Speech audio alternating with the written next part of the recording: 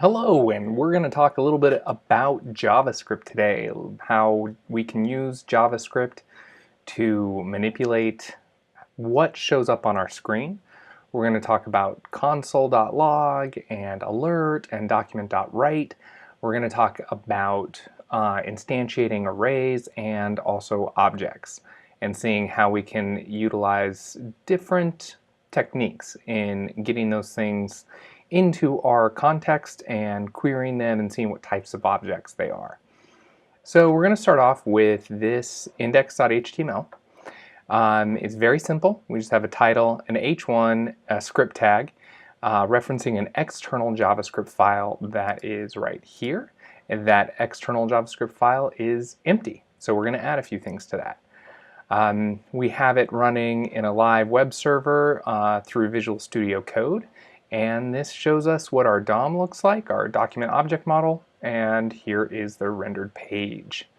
So to start out, I'm going to switch over to my console. And on the page, we have a couple different options. We can reference an external JavaScript file like this, or we can also add a script block or a script element using the script tag in HTML. So here we have a script element. Nothing's in it. And I am going to add a simple console.log function. So the console.log is going to access the browser's console and print out messages into the console. The nice thing about that, and here I'll add a message, is, hey, I am in the console. We'll throw a semicolon there.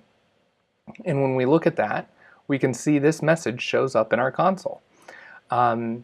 Console.log is very useful for some printout debugging, and I use it much more heavily when I'm developing locally. However, you can utilize it in production environments, whatever you want. When it is in production, just be careful what kind of information you put in there. We can leverage it to examine variables that we may be using. So if I have var a equals 42, then I can change this message to say var a, and then actually concatenate using the plus sign that variable. And when I save that and we go look at our browser here, it'll say var a is 42. So we're able to leverage that console to get a lot of information out of our development session in order to understand how variables are mutating or being used in various functions. Can be helpful when you're writing functions that are made to change the values so you can see what's happening to those if you're not getting the expected output. What this does not do is you can see that a, the value of a, 42, is nowhere in our rendered HTML here in the browser. It's just going to happen in the console. If I were to close my console, there's no indication that that is happening.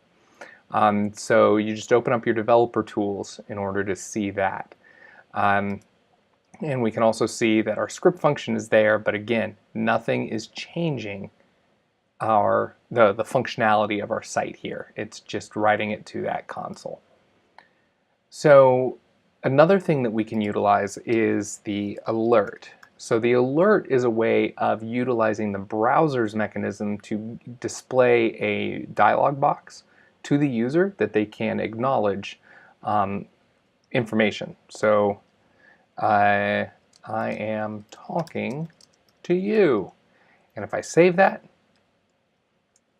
and go over to our file here, I get this alert that pops up and says which URL, what domain is talking to me with the message that I typed in. I can hit OK and it dismisses it. So every time that page loads, it'll hit that alert and show it out there. As you can see, when I refresh, that alert pops back up. So the script tag is going to execute the JavaScript wherever it's found. So that could, if I move this above the H1, it would execute above the H1 or in the head or lower down. But it's going to execute all the script blocks in the orders that they show up. So having debugging information, having alerts, nice, useful, but it is not, we're not changing anything about the display. So we're not yet getting to that point of truly dynamic web presentation. The fundamental tool that we can use to do that, and I'm going to delete this alert here. Oh, probably helpful to note as well that if I wanted to also put in values from variables, I can concatenate that, and here we have the output of A, what the value of A is at that point. I'm going to delete that though. That way we don't have an alert popping up every time we do this. But the basic or most fundamental way to change the output of what's happening in our rendered document there is to say document.write and then pass it in. We can pass in a little good morning from Uncle Grandpa there. So good morning. Put an exclamation point because you should be happy about your mornings, or not, or whatever. And we can see the output of that right where we said it would be. Again, it's executing where that script is, and it's going to output that there. If I move the script above the H1, we'd get good morning above the H1. So let's see how that ends up working. So I'm just going to move that up there, hit save, and when we go back to our browser, again, good morning is happening right above that. I'm not going to go into, at this point, how to directly target specific elements to add it, just to show that the document.write will output whatever text that you're putting in there. Notice that it's outputting it really as just a plain strings, plain text. It's not wrapped in an HTML element, so it's just getting that default rendering. If we want to take this and have it output something a bit more semantically appropriate, where it would fit in with HTML and have those HTML, the HTML markup, we can just put the tags right into the document.write. So here I'm going to make this an H2. We're going to close out that tag, and you see I have to manually construct the entire piece of what I'm writing there. So now when we go over there, now our good morning, when we click on that, let's see, let's highlight it in our elements inspector there, you can see that it knows that it's an H2. It's outputting and being incorporated into our document object model here, our DOM, and with the tag H2. It does not have class information or any kind of attributes. We can add classes to it if we want. We could say, oh, well, hey, class equals cool. Oh, but look, because I used my double quotes inside my other double quotes, it's going to break that up. I get that nice little red squiggle to tell me we got a problem. And I'm going to change that to single quotes. That way I don't have to escape anything. And when I save that again, and go back over here, we can see that I have an H2 with class of cool with the content good morning. I can also add style attributes, so style equals color red, close that down there, and now we have a red good morning. Ta-da! JavaScript is amazing. So, so that's kind of different ways that we can manipulate what's going to show up on our screen, and also provide the console.log with some debugging information and alerts for basic user interaction, leveraging browsers' built-in mechanisms for those displays. So now let's look at arrays. I'm going to switch over to my main.js, and here I'm going to show there's a couple different ways to instantiate an array. There's a couple different ways to instantiate a lot of JavaScript objects. We're going to start off with var r, which I'm going to say means array, and I could say new array, pass in that, and pass in, let's give it a few elements to start out with. So 1, 2, 3, 4, 5. So I'm passing in, I want to create an array with 5 elements, numbers 1 through 5. So I save that out, and let's go back to our console.log, and I want to spell it right, and I'm going to put my R variable in there, and we're going to see how that impacts what shows up here. So let's go back to our console here. And here I get my array of 5 objects, and the developer tools in the browsers will give some helpful ways of breaking down and exploring the objects that you log there. So I get an array of 5 objects. These are numbers 1 through 5. Cool. Another way that you can do this is if I say var, let's create a new one, var array2 equals new array, and we're just going to pass in a single number. So if I pass in that single number, and we should console log out that one too, save that, I'm going to get an empty array with 5 items. If I expand that, it just knows that the array has a length 5. So when you utilize the array constructor function and you pass in a single number, it will utilize that to set the length of an array without populating it with data. That can be helpful to be creating arrays that you want to populate later, to iterate through those 5 times, that kind of stuff. And the length of an array is mutable, and so an array you can always create it with as much length as you want, and it would just create an array full of empty pieces.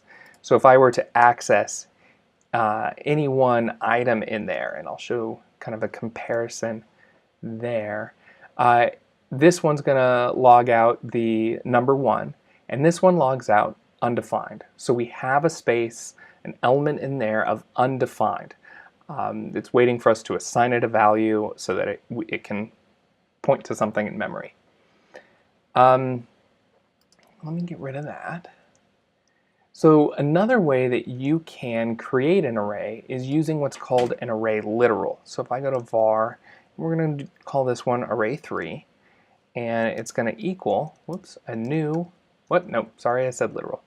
So we're going to use the literal array syntax, which is just our square braces, and I'm going to just do 1, 2, 3, 4, 5. Same thing we've done earlier. I'm going to hit save, and we're going to log that one out. So log R3, and let's look at how those values all compare. So looking at that, I end up with my 3 arrays logged out. One is 5, one's empty 5, and the other one's 5.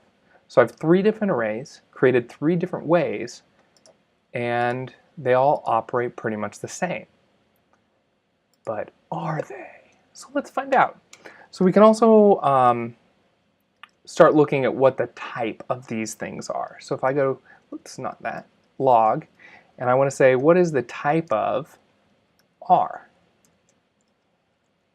And let's see what each of these are. So this would be 2, 3, and then also remember I can concatenate messages. So if I want to say type of R and concatenate that output, let's do this as well. Let's put those in there and paste that one in there, and this one's going to be R2 and R3. We'll save that out and look at those. And the type of all of our arrays are objects, because every object in JavaScript is inheriting from the object. So when you look at the base type of all the objects, it will always output to object. So then the question might be, well, okay, if I need to do a type check, and I do a type check on this array, that's going to return an object. But if I do a type check on any other JavaScript object, it's also going to return an object. So at that point, you want to start getting into instance of. So type of will tell you the type. Instance of, you are able to identify if the object that I'm working with is an instance of a specific object prototype. So in this example, actually, let me just copy and paste because that is my favorite tool. Go down here and I do is R1 array. Let's just copy that message and paste it there. And let's see, that's R2 and R3. And here, let's get rid of our type of. And we're going to say instance of array. So I'm utilizing the instance of, which will, if I pass in the first piece of that being a variable, instance of, and then the second argument is going to be the constructor of the object that we're comparing to. And then I can go and look, and we're going to say,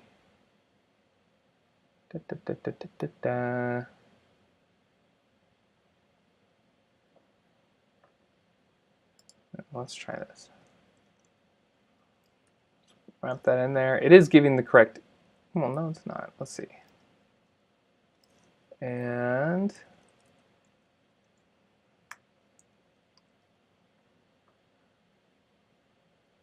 there we go. That's what I wanted to do. So it's looking at this saying, is the that variable an array? Yes. Is this one? Yes. Is this one? Yes. So what this is telling us is that these three arrays are all instances of the array prototype. And if I wanted to see, well, are they the same thing? You might think that you can go in here and say, for example, that array 1 and array 2, well, they look the same because they're both arrays with the same content. So if I go r equals r3, and we come and look at that, it's going to say false, that they're not the same. Again, because we're dealing with instances. They are distinct instances. And if I even further that comparator with a triple equals, it's still false. Because not only are they not the same object, they're not the same instance. It's not the same thing in memory. So they may contain the same types of data, but they're not equal. So that is a way that you can start to look at type checking your arrays. Is you could say, all right, I want to print out let's see, type of r equals, and we're going to say object, and r instance of array. So this is checking both, is the type an object and is it an array?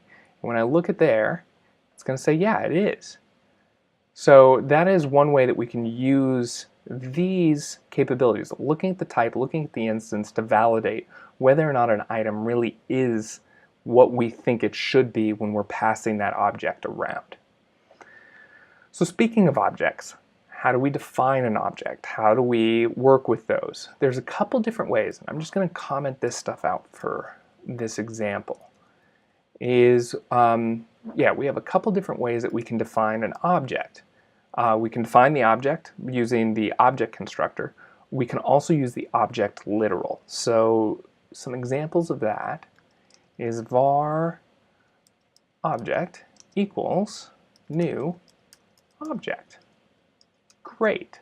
And now we want to give that object a property, so we're going to say object.name equals obj. We're going to save that, and let's console.log our object.name. And if I want, I can also document.write our, we'll put that in an H3, and let's see here. And I can concatenate in the object name, object.name. All right. Oh yeah, and let's get my semicolon in there. All right, so now if we look at this, we're seeing that the name of the object is here, and we've actually added that into our the rendering of our page. Now, we can also, now looking at the object literal way, so I'm going to create a new object equals, and with an object literal, in the same way that the array literal is two square braces or brackets, we can use the curly braces to create an object. So I say name is object2. And I can save that. And here, let's copy and paste these two things. And that's going to be object2.name and object2.name. So now when we go in here, we're going to see object2 right there, shown up in our console.log. And it's also being treated as a JavaScript object. Let me just remove space there, just clean things up a bit. So that's a way that we can use the generic object prototype to create and work with detailed objects. It's nice to be able to use the objects because it's convenient. You're able to use the dot notation to access certain things. You can think of it like a hash map or a dictionary, representing a key being this and the value being what's on the right side of that. When you start working with larger applications, say you want to build a game in your browser, or you want to build a system that allows you to do budgeting, at that point you're probably going to want to start to define constructor functions for some of your objects. Constructor functions are nice because they're able to standardize how objects are created, the types of parameters that that object has. And we can look in here, you just define a normal function. So we say function, I'm going to call this a thing, it's going to take a parameter name. Again, remember name is not type checked. And we could say this dot name equals name. And then when we're done, we actually return the value of this being the context of the object that we're working with inside this function. So here, I want to create a thing, I come down and say var thing equals new thing, and I pass in my name. We're just going to call it thing for ease of reading it, and I save that. Now I have a new object called thing with the name thing. And if we copy this out and I say thing.name and thing.name and we save that, we're going to end up, again, with thing, and we're logging out thing. This can be, it makes it creating new things really simple. So if I go thing2 equals new thing, and this time I'm actually going to pass in the number 2. We're going to save that. And let's create a new one here. And that's going to be thing2 and thing2. So we get the number. You can kind of see it on the screen. It might be difficult, but you can kind of see that that is a number. It's not a string, it's actually the number 2, using more of that primitive type. So if we don't want people to be able to use the name thing, we can, well, and if we just, let's see here. Let's look at, well, what is its type? And we can use that type of 2 to see what is that going to print out. And when we look, type of 2, oh yeah, up here, it's a number. So I can check and also see, okay, well, what is it if we use a string? And when you save that, we're going to see, okay, well, that's a string. So I can come up into my constructor function and just say if name, type of name equals string, we can set it. We're very comfortable setting it. And maybe we put in another else if type of name equals number. Notice I'm comparing these to the string values. If I start out with the type of name is a number, well then I can set this dot name equals, and we're going to say name dot toString. And this is a method that would convert that number into a string. So we can introduce some of this type checking to handle parameters, whether we just say don't create the object at all, or we handle conversion in a type safe sort of way. And let's get rid of that. So now if I look again at my thing, I'm logging out, now it's just the string and we're still logging out that number. If I want to be able to look at this and do some comparisons of what type is, let's grab our types down here. And we're going to put these down here. Put those right there. Comment out all these. And we will uncomment all of this.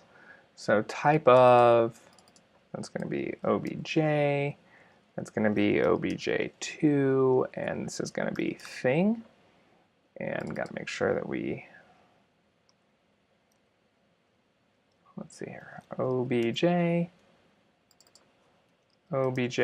whoop, obj2, and this one is thing. And then instance of, let's see, we've got